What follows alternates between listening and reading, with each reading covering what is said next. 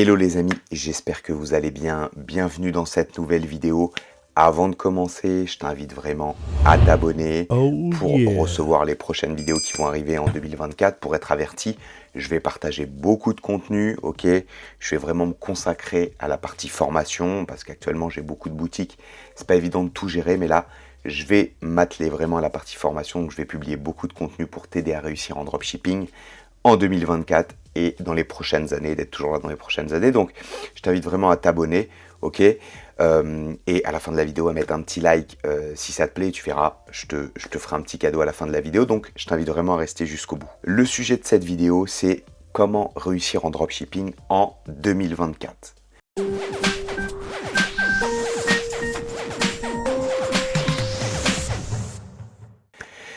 Ce que j'aimerais dire déjà, en fait, c'est que, en fait, ça revient un peu à la question aussi, est-ce que le dropshipping va fonctionner en 2024?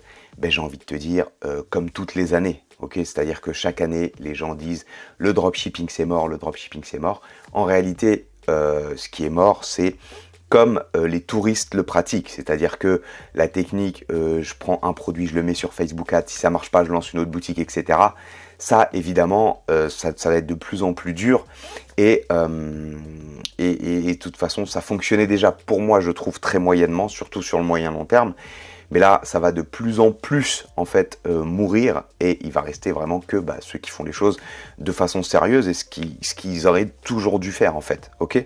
Donc, oui, le dropshipping va fonctionner en 2024, comme toutes les années, et en 2025 et en 2028. Ok? C'est important que tu gardes ça en tête. D'accord? Voilà. Donc, ça fonctionnera. À plus tard. C'était Joris. Non, je plaisante. Donc du coup, comment réussir en dropshipping en 2024 et rester là pendant des années, d'accord? Alors, le premier point à bien comprendre, c'est que le dropshipping, quand tu vas monter ta boutique, c'est un business sérieux, ok? Donc on n'est pas là à parler de monoproduit, on n'est pas là à parler de testing produit, je prends un produit, je le mets en pub, ça fonctionne pas, etc. Non, non. Là vraiment, l'objectif, c'est de te mettre sur une thématique, ok? Donc tu vas cibler une thématique que tu affectionnes, ok? Où tu as des affinités. Peu importe, ça peut être la boxe, ça peut être le karaté, ça peut être le tennis, ça peut être le piano, ça peut être la guitare. Et t'es pas, en plus, dans ces thématiques, souvent, on pense au premier produit. C'est-à-dire, on dit, je vais me mettre dans la niche du piano, je vais vendre que des pianos. Non, en fait, tu as plein de possibilités. De un, tu as les accessoires. De deux, tu peux vendre des produits, par exemple des vêtements en print on demand pour ceux qui pratiquent le piano, voilà, avec des notes, j'en sais rien, des noms de chansons, etc. Après, je m'y connais pas en piano, mais tu n'es pas obligé de vendre que des produits associés directement à ta thématique ou à l'objet en question. Si c'est la guitare, le piano, oui, tu peux vendre des accessoires autour de sa pratique, mais tu peux aussi vendre des produits où les gens vont s'associer, ok, à cette passion. Type t-shirt, voilà, peu importe, des maillots, j'en sais rien moi, des bonnets, des montres avec des cadrans, et tout ça, tu peux trouver des produits comme ça en print on demand, et tu as des trucs intéressants à faire autour de ça. Mais dans un premier temps, il faut vraiment définir une thématique dans laquelle tu vas être à l'aise, ok? Ça vraiment, c'est la priorité, et de pas faire le touriste. Si tu sais pas dès le départ où tu vas, tu vas arriver en fait de façon aléatoire à une destination. C'est comme quand tu prends ta voiture, tu sais a priori que tu vas dans le sud, au nord, à l'est, tu connais la ville où tu vas, tu connais même l'appartement. Là, c'est la même chose. Si tu connais pas à l'avance où tu veux aller, tu vas faire 15 fois le tour et tu vas dire non, là c'est bien, en fait c'est pas très bien, et tu vois, donc il te faut un objectif précis, ok? Tu dis voilà, moi je veux me lancer dans cette thématique, dans tant de temps, je veux atteindre ce chiffre d'affaires idéalement, que tu y arrives ou non, c'est pas très grave, mais le fait déjà d'avoir un objectif et de pointer vers une direction, ça va déjà t'assurer en fait de poser des actions cohérentes par rapport à où tu veux arriver, d'accord? Si c'est pas le cas, tu vas faire ce que tu fais peut-être déjà, tu vas faire du testing, tu vas dire non en fait ça marche pas, non, non, il faut que tu te fixes sur une thématique que tu affectionnes, tu te mets un objectif et tu dis je lâche pas tant que j'ai pas atteint ça. Après oui, tu peux te donner 6 mois, 8 mois, 1 an, 2 ans, ok? Ça dépend toi aussi de ta capacité à tenir sur le moyen long terme. Tu te donnes un objectif, tu dis dans 6 mois je fais le point, et là, peut-être que je me remets en question. Alors est-ce que je remets en question mathématiques parce que ça me plaît pas, ou le dropshipping parce que ça me plaît pas, ou est-ce que je remets en question ma méthodologie, comment je fonctionne, etc. Mais dans un premier temps, il faut te fixer à quelques mois un objectif et puis tu décomposes et tu vois si tu suis bien cet objectif. Mais vraiment, avoir une direction, c'est le meilleur moyen de ne pas se perdre et d'arriver rapidement à des résultats. Ok ? Ne te fais pas avoir, encore une fois, par le syndrome de l'objet brillant, par tout ce que tu vas voir des opportunités sur le trading, sur le machin. Non. Tu t'es mis dans le e-commerce, c'est très bien. Le dropshipping, en plus, c'est encore plus simple parce que tu n'as pas de stock, d'accord ? Donc, tu vas vraiment te focaliser sur l'aspect, sur ton site, sur ton design, sur tes produits, sur ton marketing, sur tes systèmes d'email, etc. Donc, tout ça, il faut comprendre que c'est des compétences que tu dois acquérir. Alors, l'avantage que tu as maintenant, c'est que de plus en plus, tu as des outils vraiment qui te facilitent la vie, d'accord ? Pour le montage vidéo, maintenant, tu as CapCut. Pour les visuels, pour faire ton design, tu as Canva. Vraiment, c'est des outils accessibles. Alors qu'avant, je le répète souvent, mais tu avais vraiment des outils où tu devais te former sur chaque outil. Tu avais Photoshop, tu avais Adobe Premiere, et chaque outil, en fait, ça te demandait presque 1, 2, 3 mois de formation et encore. Alors que maintenant, en l'espace de quelques jours, tu maîtrises l'outil, en fait. Ce qui va derrière faire la différence, c'est toi, ta vision et ta compréhension de chaque compétence. Ok ? Comprendre comment faire un joli design, comprendre comment créer vraiment une identité sur ton site et comprendre vraiment les codes graphiques qui sont très simples en réalité si tu respectes bien les choses, que tu fais les choses de façon pro et carrée. Mais encore une fois, je te conseille vraiment d'aller regarder ce que fait la concurrence et de t'en inspirer. Et de ne pas essayer de créer, de donner vraiment ta touche personnelle, mais plus sur l'aspect, je vais mettre un texte là, un bouton là. Non, reprends les codes standards et réadapte-le par rapport à ta thématique, à tes couleurs, au logo que tu vas choisir, etc. D'accord ? Donc, le truc, comme je te disais, c'est que maintenant, tu as vraiment des outils qui te permettent, qui te mâchent le travail. D'accord ? Donc, dans un premier temps, ça va être comprendre la vision du e-commerce, du dropshipping qui fonctionne. Ok ? Donc voilà, se mettre autour d'une thématique. D'ailleurs, la majorité maintenant des gros sites qui fonctionnent, c'est autour de thématiques particulières. Que ce soit les vêtements, que ce soit les marques bébés, que ce soit les gros sites, mis à part si je prends vraiment les multinationales, que je prends Auchan, Carrefour, même Amazon, tout ça. Ok, c'est des catalogues très larges et c'est du généraliste, mais les mecs, c'est des mastodontes. Ils sont là depuis des dizaines d'années, ok ? Excepté Amazon, qui est là depuis un peu moins longtemps, mais les autres sont installés depuis des dizaines et des dizaines d'années, d'accord ? Donc toi, si tu veux faire les choses rapidement et sérieusement, il faut que tu te mettes sur une thématique, ok ? Et pas sur un monoproduit, parce que comme je t'ai dit, ça va être de plus en plus compliqué de vendre, de faire des coups comme ça en one shot. Il va vraiment falloir que tu crées quelque chose d'unique autour d'une thématique, que tu crées ton identité, ok ? Ta vision de la thématique avec un message autour, que tu fasses un beau design, des beaux codes graphiques, et il n'y a pas de raison en 2024 que tu n'arrives pas à faire des ventes comme ça. Vraiment, l'idée, c'est que tu sois assez longtemps dans ta thématique, d'accord ? Donc, on peut parler de quelques semaines, quelques mois, où tous les jours, tu as la tête dedans, pour vraiment comprendre qu'est-ce qui pousse les gens à acheter dans la thématique. Ok ? Quel produit répond à quel besoin dans cette thématique ? Comment je vais m'adresser à ces gens dans cette thématique ? Comment je vais leur parler ? Qu'est-ce que je vais leur proposer ? Et le fait d'être sur une thématique et de ne pas lâcher, ça va vraiment te permettre à un moment donné de comprendre le ton de communication que tu dois adopter envers ces gens et les arguments que tu dois mettre en avant. Une fois que tu as compris ça, tu vas aller tester après des publicités par exemple sur Facebook, sur de l'organique sur TikTok, tu vas avoir un peu de référencement naturel, tu peux faire des vidéos sur YouTube, tu peux faire des pubs sur YouTube, tu peux faire des pubs sur Google. Et une fois que tu vas tester ça, alors je te conseille de te mettre sur un vecteur d'acquisition au départ, par exemple Facebook, tu vas tester bien entendu plusieurs produits auprès de plusieurs audiences. D'accord, c'est ton testing. Donc là, il va falloir que tu investisses un minimum. Ok, si tu as quelques centaines d'euros à allouer pour tester, encore une fois, on parle, c'est de l'investissement. C'est-à-dire que cet argent que tu vas mettre en publicité, ça va te donner des données, ça va te donner de la data. Ok, ça va te donner de la data et ça va te permettre de comprendre ton marché. Et donc, une fois que tu auras trouvé les produits à mettre en avant, comment le présenter aux clients sous forme de vidéo, sous forme d'image, voir ce à quoi ils sont le plus réceptifs, quel type de message directement envoyer, etc. Petit à petit, tu vas comprendre, ok, ça me génère du trafic. Par contre, j'ai pas beaucoup d'ajouts au panier. Comment je peux faire ? Ok, en fait, mes prix sont peut-être trop hauts. Ok, en fait, je suis pas assez convaincant dans la fiche produit. J'ai pas bien compris comment identifier le déclencheur chez mes clients pour qu'ils achètent, d'accord? Donc, petit à petit, le fait d'être toujours dans la même thématique, tu vas affiner ta compréhension de ton marché et ça va te permettre d'être plus percutant à chaque fois. C'est pour ça que je dis une thématique et de ne pas lâcher, parce qu'à un moment donné, tu vas mettre la bonne pub devant la bonne audience au bon moment. C'est un peu comme si tu rentrais la clé dans une serrure et que tu avais trouvé le bon crochetage et hop, tu tournes, ça s'ouvre. Et là, c'est la boîte de Pandore et ta machine, elle est lancée. Et tu vas venir faire des ventes déjà, faire tes premiers bénéfices, récolter des emails et pouvoir commencer à travailler sur tes événements marketing, relancer tes clients, etc., etc.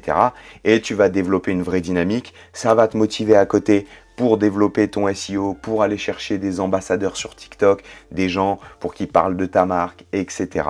T'as compris? Le plus dur, c'est d'avoir ces premiers déclencheurs. Une fois que tu as tes déclencheurs et que la machine, elle est partie, et la publicité pour ça, c'est vraiment un bon outil. Le SEO, c'est bien sur le moyen long terme, mais ce que j'aime bien faire et ce que je conseille, c'est également de vraiment tester beaucoup de produits en publicité, pas des gros budgets au départ, mais surtout beaucoup de testing. Et même si au départ tu n'es pas rentable ou que tu fais pas de bénéfices, c'est pas grave. L'idée c'est de tester et de comprendre ce qui fonctionne. Et après, les produits qui vont fonctionner, tu vas les répliquer sur d'autres plateformes. Peut-être que sur Facebook, tu n'arriveras pas vraiment à être rentable, mais peut-être que derrière, tu vas faire des pubs sur TikTok ou tu vas publier régulièrement du contenu sur TikTok. Tu vas avoir envoyé vers un type de produit, vers un type de collection, même vers ton site en général. Et tu vas voir que là, ça convertit. L'idée vraiment, c'est de trouver le meilleur levier pour ta thématique, ok, au moment où tu proposes le truc, d'accord? Et pour ça, il n'y a pas de secret, faut tester. Mais si tu testes sur un généraliste avec plein de produits, tu vas jamais réussir. Surtout que tu as des mecs qui envoient du gros budget. Donc vraiment, il faut aller se segmenter. Et se segmenter, ça passe par être sur une thématique. Et je te dis, je le répète encore une fois, mais pas sur un monoproduit, ça sert à rien.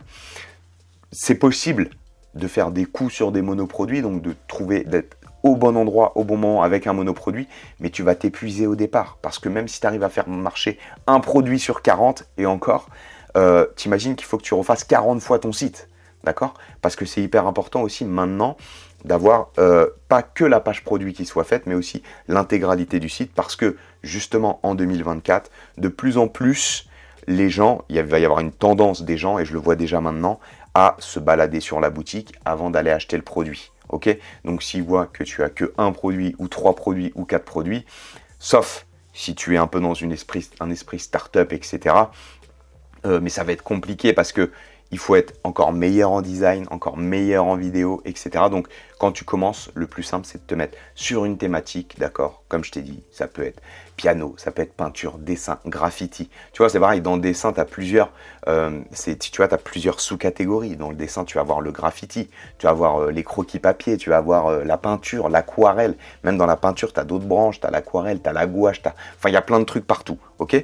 Donc, un truc qui te plaît, et tu vas te focaliser là-dessus, et après tu vas aller chercher ton catalogue sur AliExpress notamment, tu vas regarder les meilleures ventes sur Amazon, et tu vas te placer autour de ça. Pour te dire du coup que non, le dropshipping en 2024 n'est pas mort, mais tu vas devoir trouver ta recette et te spécialiser sur une thématique, mais très important, il va falloir que tu augmentes l'expérience de tes clients. Et ça, c'est quelque chose que normalement tu dois faire tout le temps en fait. Enfin, par exemple, quand tu vas, je sais pas, chez le coiffeur ou n'importe où, il va peut-être t'amener un café, il va peut-être te proposer autre chose. Il y a des télés, il y a des choses comme ça pour patienter. Tout ça, c'est de l'expérience utilisateur. Pour faire le parallèle, sur ton site, c'est pareil. Tu peux aller proposer, alors je le dis tout le temps, mais tu peux proposer des packs de vidéos que tu vas faire toi-même. Si tu es pratiquant de ta thématique et que tu veux bien te mettre en avant, ou tu n'es pas obligé de te filmer, mais tu peux faire des tutoriels sur des choses, etc. Imaginons que tu sois dans la couture, tu peux très bien proposer des patrons, des tutoriels de couture, un peu originaux, machin, en disant souscrit, machin, tu vas recevoir. Tu peux faire des e-books, tu peux faire, voilà, il y a plein de moyens, des articles de blog tout simplement, il y a plein de moyens d'augmenter l'expérience utilisateur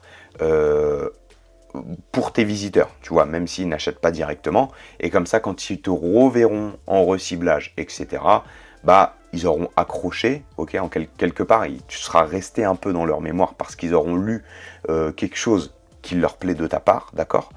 Et puis d'ailleurs, maintenant, en plus avec ChatGPT, ça te facilite vachement. Tu peux faire des plans de e-book, demander à ChatGPT, fais-moi un plan de e-book pour apprendre le piano à, je sais pas moi, je te dis n'importe quoi, pour apprendre le piano en 15 jours. Enfin, je te dis n'importe quoi. Mais si tu es dans la thématique, tu as un peu d'affinité, ça devrait te parler. Mais l'idée, c'est que vraiment maintenant, tu peux faire du contenu avec ChatGPT, il va te pré-mâcher le travail, et toi, après, tu pourras le mettre en page sur Canva, faire un e-book, faire pourquoi pas des vidéos. Voilà, à toi de voir le support que tu offres. Mais encore une fois, le business et le e-commerce ou dropshipping, c'est du business, c'est logique. D'accord? Logique, voilà, faut prendre soin de tes clients, ils viennent sur ton site, tu as envie de leur offrir quelque chose, d'offrir une expérience particulière, tu vas leur offrir et tu verras que avec le temps, ils te le rendront. C'est une loi de réciprocité. Tout ce que tu donnes à un moment donné, ça t'est rendu. D'accord? Mais au départ, il faut donner. Si tu donnes pas, tu recevras rien. Si tu fais juste des pubs bêtes et méchantes, ça peut fonctionner. Mais si tu fais des moins 50% partout, ça peut fonctionner, surtout pendant les événements marketing. Mais je te conseille pas de commencer comme ça parce que tu vas devoir cramer du budget, etc. Donc, commence à tatillon. Tu peux faire des offres marketing au départ, bien entendu. Je le conseille même sur Facebook de commencer avec des offres marketing, que ce soit un truc un peu basique, moins 30%, moins 40%, ou faire un acheter un offert, ou offrir un accessoire à côté, ou un e-book en plus, ou un pack de vidéos, etc. Tu peux faire une offre marketing que tu vas limiter dans le temps, sur 30 jours, par exemple, pour faire ton acquisition. Donc tu vas commencer, je sais pas, les 5 premiers jours, tu vas mettre 10 € de pub sur plusieurs intérêts pour tester, ou 5 €. Quand ça va prendre, tu vas scaler, tu vas augmenter tes budgets. Et peut-être qu'au 30e jour, tu seras à 200 € au jour parce que tu auras récupéré ta trésorerie. Et c'est ça qui est bien en dropshipping, c'est que tu récupères vite ta trésorerie. Okay, parce que tu passes par Stripe, donc tu encaisses, il te reverse et tu peux réinjecter en pub, etc. Donc ça peut monter très vite. Et peut-être qu'au 30e jour, tu seras à X. Et après, libre à toi derrière de faire une offre marketing sur un autre produit ou de faire une nouvelle offre marketing sur le produit, etc. etc. Ok?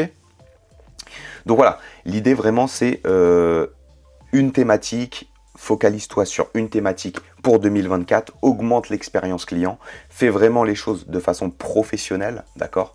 Parce que maintenant, l'amateurisme n'a plus sa place. Faire des sites via Shopify, tout le monde sait le faire, donc les amateurs ont inondé le marché. Donc va vraiment falloir que tu te professionnalises et que tu augmentes tes skills, tes compétences dans les différents domaines, ou en tout cas que tu augmentes ta compréhension, et tu verras que naturellement ça va déteindre sur ce que tu vas mettre en place, ton site, tes emails, etc. Pareil, tu vas mettre en place tout un système d'email, c'est-à-dire que si la personne va laisser son email sur ta boutique en ligne, tu vas pas la lâcher en fait. Tu vas pas la lâcher, tu vas lui partager du contenu derrière en automatique, il y a des moyens de le faire avec les plateformes emailing assez simplement. Tu vas lui partager des emails en automatique pour qu'elle reste dans la boucle et tu vas jamais la lâcher, d'accord? L'objectif, c'est que derrière, il y a la fête des mères qui arrive, il y a les soldes d'hiver qui arrivent, il y a peu importe, tu as des événements marketing tout le temps, et là, tu puisses envoyer des campagnes email à toute ton audience qui régulièrement ont reçu des emails de toi, où tu leur as partagé du contenu, même des produits, des fois sans promotion. Et quand ils vont voir la promotion, boum, ils vont se jeter sur l'occasion pour t'acheter le produit. Et là, tu vas récupérer ce que tu auras donné. D'accord? Donc très important. Et tu verras que comme ça, petit à petit, tu as tout ton système, ok, que tu as créé, donc tes emails, tes pubs, tout ça, ça va s'alimenter. Et petit à petit, tu vas voir que ce système va devenir très rentable. Et c'est ce système-là qui va faire que au fil des mois et des années, tu vas faire que augmenter. Ok, tu vas augmenter ta base de clients fidèles en fait. Si tu fais ça sérieusement en 2024, il n'y a aucune raison que tu ne réussisses pas. D'accord? C'est ce que j'enseigne dans ma formation et à mes élèves. D'ailleurs, il y en a pas mal qui commencent à faire des ventes et j'en suis très content parce que je l'ai lancé il n'y a pas très longtemps en réalité. Donc je suis vraiment très content et je pense que pour 2024, il y en a de plus en plus qui vont réussir. En fait, je pense qu'en 2024, il y a tous les gens qui ne veulent pas faire l'effort de se professionnaliser, ils vont mourir. Et ceux qui se professionnalisent, ils vont prendre les plus grosses parts de gâteau. Okay, parce qu'en réalité, du coup, il va rester de moins en moins d'acteurs. Mais comme il y aura moins d'acteurs et il y a de plus en plus de ventes en ligne, ceux qui restent vont se partager les plus grosses parts de gâteau. Donc vraiment, tu as tout intérêt à te professionnaliser et tu verras qu'en fait, certes, c'est un effort dans l'instant où on a envie d'aller vite, de lancer ses pubs, de trucs, de ne pas réfléchir, Mais si tu fais l'effort de réfléchir, si tu fais l'effort de prendre quelques jours, une semaine pour te poser, pour réfléchir, dire ok, comment je vois ça, comment je conçois ça, truc, bah tu verras qu'en fait, vraiment, ça va être dans quelques mois vraiment bénéfique pour ta boutique et tu resteras, tu seras là et tu pourras participer à cette grande aventure, ok, qui est le e-commerce et surtout à être rentable avec ta boutique et pouvoir en vivre déjà, c'est un premier objectif et par la suite beaucoup plus en fonction de tes ambitions. Il y en a qui veulent simplement être libres avec leur boutique et en réalité c'est pas très compliqué parce que tu n'as pas besoin de faire un très gros chiffre d'affaires. Moi je parle toujours quand on est entre 20 et 30% de marge nette, si tu es en auto-entreprise, en tout cas si tu es en France, les 10 000 euros de chiffre d'affaires, a priori ça suffit pour la majorité des gens pour en vivre. Okay, ce qui est bien, c'est que tu en vis, déjà tu es à ton compte, tu fais ce que tu veux, en 2-3 heures par jour, tu peux avoir plié les différentes tâches liées à ta boutique, okay, les différentes publications de contenu, faire tes emails, changer tes publicités, les dynamiser, etc. Parce que tu verras que ce qui est bien, c'est que quand tu es assis sur Facebook, donc tu as une publicité qui fonctionne, en général, moi j'ai des pubs par exemple qui tournent depuis 3 ans sur Facebook mais que je renouvelle régulièrement, donc peut-être tous les mois ou tous les 2 mois je vais changer les publicités, ok, pour redonner du dynamisme et il y a toujours des nouvelles personnes qui rentrent en fait dans les audiences que tu cibles, parce que si tu cibles par exemple le piano comme je te disais, tu as toujours des nouvelles personnes qui vont rentrer dans la thématique du piano. Et donc toi, ça va en permanence alimenter ton audience et tu vas aller déjà changer tes visuels régulièrement pour retoucher les gens qui ont déjà vu ta pub de façon différente, sous un autre angle. Et en plus, en permanence, tu vas avoir des nouveaux clients potentiellement que tu peux toucher, tu vas récolter des mails et ça va vraiment créer quelque chose un cercle vertueux.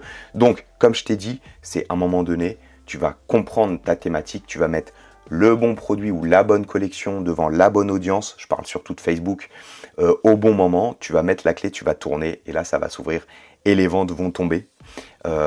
Et si tu as bien fait les choses derrière, tu as du retargeting, tu as de l'email, tu vas avoir un système rentable, d'accord? Et c'est tout ce que j'enseigne et c'est tout l'intérêt, c'est d'être rapide, le plus rapidement possible, en tout cas rentable. C'est pour ça qu'on utilise les publicités payantes, parce que le SEO, c'est vraiment très long et il faut bombarder, il faut être un vrai bourrin. Mais tu verras que si tu envoies du trafic sur ta boutique, ça va aussi aider ton SEO. Parce que si Google voit que tu as, 200 visites, 300 visites par jour, il va beaucoup plus facilement te remonter sur tes mots-clés que si tu vises que le SEO et que tu attends de remonter petit à petit. En plus, si derrière tu fais des partenariats avec des blogs, etc., ça va augmenter tes backlinks. Donc, c'est-à-dire que Google va voir que tu es référencé sur d'autres sites qui ont une autorité et tu vas remonter plus facilement. Alors, c'est pas si simple que ça, mais déjà, tu as un référencement qui se fait naturellement. Si tu places les bons mots-clés et que tu comprends bien ta thématique, que tu fais des bons articles de blog, et derrière, faire de la publicité, de 1, ça va te motiver parce que tu vas faire des ventes, ok. Tu vas faire peut-être moins de bénéfices qu'en SEO, mais tu vas faire plus de ventes parce que tu peux être plus de budget pub. Et ça va te motiver pour faire ton SEO, pour continuer à chercher des partenariats, etc. Ok. Donc, si je dois résumer, pour 2024, fonctionneront pour moi que ceux qui auront fait les choses de façon professionnelle, donc un vrai site, une belle identité, des bons produits sur une thématique particulière, bien comprendre la thématique, il faut qu'on ait envie d'acheter sur ton site, il faut que derrière tu crées tout un système et que tu n'oublies rien, donc tu n'oublies pas ton retargeting, tu n'oublies pas tes emails, ton contenu régulier, ok. Pourquoi pas faire des partenariats également dans un second temps sur TikTok, Instagram, YouTube, même peut-être lancer ta propre chaîne YouTube. Maintenant, ça devient facile de faire des vidéos même sans montrer sa tête d'ailleurs. Donc vraiment, resteront maintenant que ceux qui considèrent le dropshipping comme un business model sérieux et qui ne lâcheront pas, d'accord? Donc, un travail régulier et je t'assure qu'en quelques mois, c'est possible de faire décoller ta boutique en dropshipping, ok? Voilà, donc si tu veux aller plus loin, je t'invite à aller dans la bio. Tu peux télécharger le e-book. Donc c'est un e-book pour faire tes premières ventes d'ici 30 jours, ok, quand tu commences de zéro. Donc je t'invite à le télécharger. Tu as aussi un challenge de 7 jours dans la bio. Pense à t'abonner, like la vidéo et je te dis à la prochaine. C'était Joris. Ciao.